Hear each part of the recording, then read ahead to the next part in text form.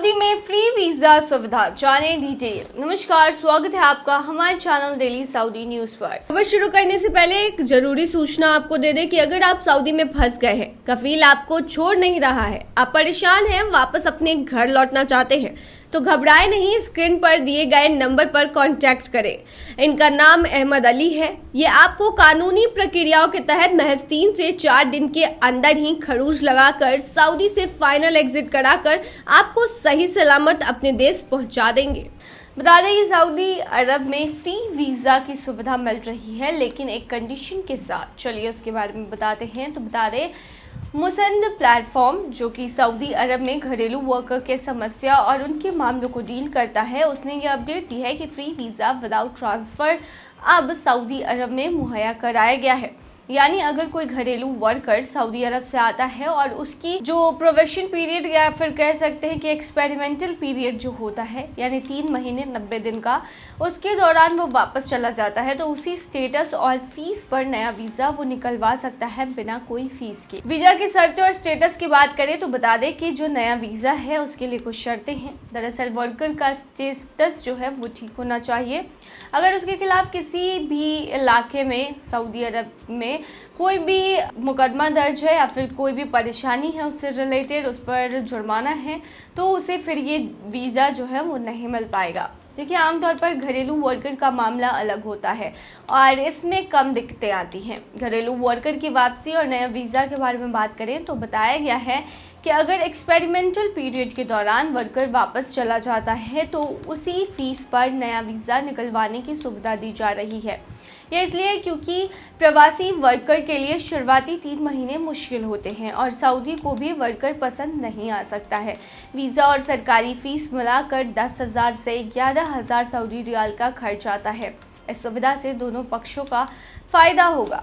अगर कोई house driver का वीज़ा लेकर आता है और 90 दिन के अंदर वापस चला जाता है तो वो उसी फीस में नया वीज़ा जारी करवा सकता है। ये वीज़ा नीति घरेलू वर्कर और स्पॉन्सर्स के लिए सहूलियत लेकर आया है। इससे दोनों के लिए ऑप्शंस खुले रहते हैं और किसी भी परेशानी के वक्त नया वीज़ा आसानी से निकलवाया जा सकता है।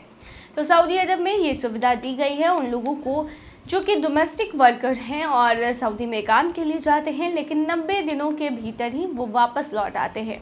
ऐसे में वो सेम फीस पर वापस से अपना वीज़ा जारी कर सकते हैं। दूसरा तो ये एक चीज़ जो है वो दी गई है प्रवासियों को, जो कि बेहतर चीज़ें हैं। सऊदी से लखनऊ आ रही फ्लाइट की हुई इमरजेंसी लैंडिंग। कि सऊदी अरब से लखनऊ आ रहे इंडिगो कंपनी के एक विमान में बम होने की धमकी मिलने पर हड़कंप मच गया।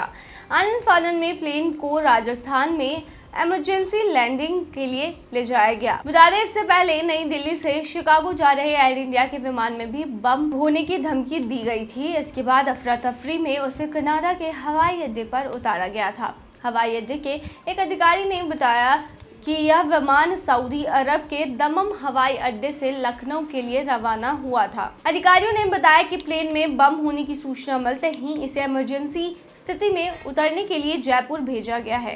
सेफ लैंडिंग के बाद विमान को फिलहाल एक अलग स्थान पर खड़ा किया गया है और उसकी सुरक्षा जांच की जा रही है। बताया जा रहा है कि प्लेन में मौजूद सभी यात्री सुरक्षित हैं।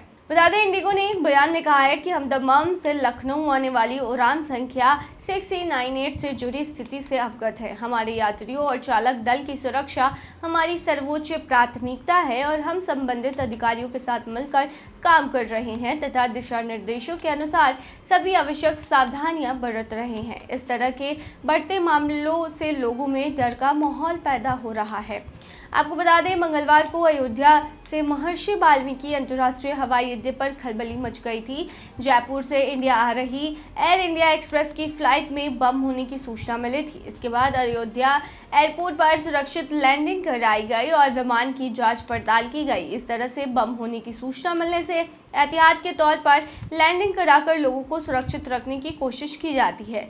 लेकिन ऐसे में सवाल ये है कि बार बार इस तरीके से बम की धमकियां मिलना जो है इधर काफ़ी ज़्यादा शुरू है। गवर्नमेंट को कुछ स्टेप उठाना चाहिए इसके खिलाफ, क्योंकि ऐसे में लोगों को काफ़ी ज़्यादा परेशानी होती है, क्योंकि जहां उन्हें पहुंचना होता है वो पहुंच नहीं पाते, क्योंकि फ़्लाइट की इमरजेंसी लैंडिंग होती है।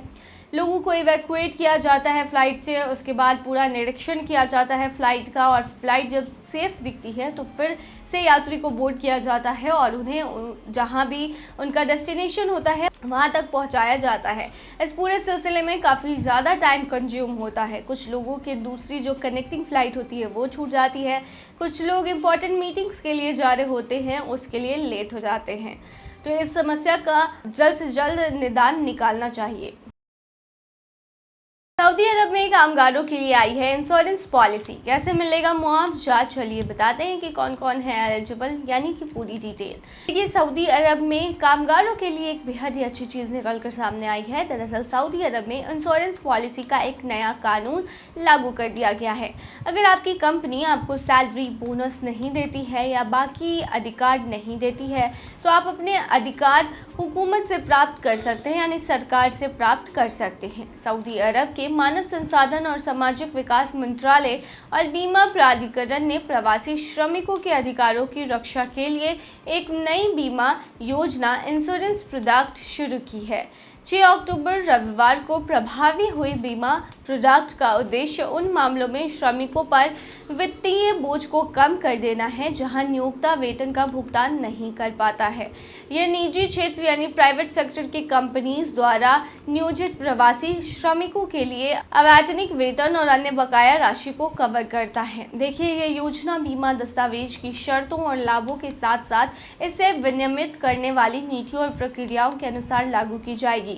लाभों में यानी बेनिफिट्स में उन प्रवासी श्रमिकों के लिए यात्रा टिकट का भी प्रावधान शामिल है जो अपने देश लौटना चाहते हैं, यानी कि इसके तहत आपको आपके देश लौटने के लिए टिकट भी मुहैया कराया जाएगा, यानी बीमा के तहत।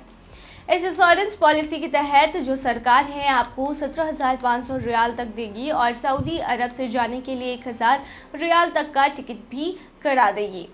एलिजिबिलिटी अब इसकी क्या है तो बता दें, किसी भी कंपनी या प्राइवेट सेक्टर में अगर आप काम कर रहे हैं तो आप यह चेक कर सकते हैं कि आप एलिजिबल है या नहीं। इसके लिए आपको ब्राउज़र में अल इत्तिहाद कोऑपरेटिव लिखकर वेबसाइट खोलनी है। इकामा या बॉर्डर नंबर से चेक करना है आपको। अगर आपके पास इकामा है तो इकामा नंबर दर्ज करें, अगर नहीं है तो बॉर्डर नंबर डालकर भी चेक कर सकते हैं। चेक करने पर एम्प्लॉय हिज कवर्ड दिखेगा जो आप इस पॉलिसी का लाभ उठा सकते हैं। चेक करने पर एम्प्लॉय हिज कवर्ड दिखेगा, इसका मतलब है कि आप इस पॉलिसी का लाभ उठा सकते हैं। सवाल ये है कि यह कानून किन कर्मचारियों पर लागू होता है, तो देखिए ये कानून प्राइवेट सेक्टर और कंपनियों में काम करने वाले सभी कर्मचारियों पर लागू होता है। मुआवजा कैसे मिलेगा तो बता दें, आप अल इत्तिहाद कॉर्पोरेटिव वेबसाइट पर अपनी एलिजिबिलिटी चेक कर सकते हैं। अगर आप एलिजिबल हैं तो आपको 17,500 रियाल तक का मुआवजा मिलेगा। अगर आप कंपनी छोड़ देते हैं तो क्या पॉलिसी आपकी मदद करेगा, तो बताया गया है कि बिल्कुल आपको 1,000 रियाल तक की फ्लाइट की टिकट की सहायता मिल सकती है। देखिए, सऊदी अरब में नया इंश्योरेंस कानून प्रवासी कर्मचारियों के लिए एक राहत बीमा पॉलिसी है। तो ये थी तमाम जानकारी। बने रहिए ऐसी तमाम खबरों के लिए डेली सऊदी न्यूज़ पर।